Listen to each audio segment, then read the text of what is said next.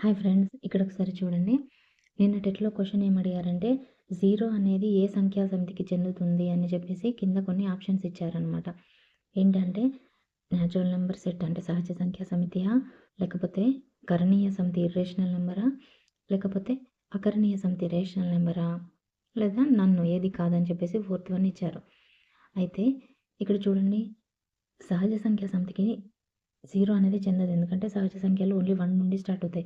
Irrational number కూడా కాదు. Rational number అవుతుందా అవ్వదా నన్ను అని పెట్టేసినట్టున్నారు చాలామంది. రేషనల్ నెంబర్ అంటే P/Q ఫామ్‌లో ఉండాలి అని అనుకుంటారు.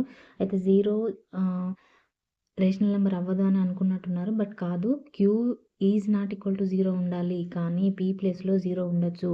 అంటే ఈ జీరోని మనము 0/1 అని, 0/2 అని, 0/3 అని, 0/4 అని ఏదైనా రాయొచ్చు. ఈక్వల్ టు 0నే వస్తుంది కదా! అదనమాట.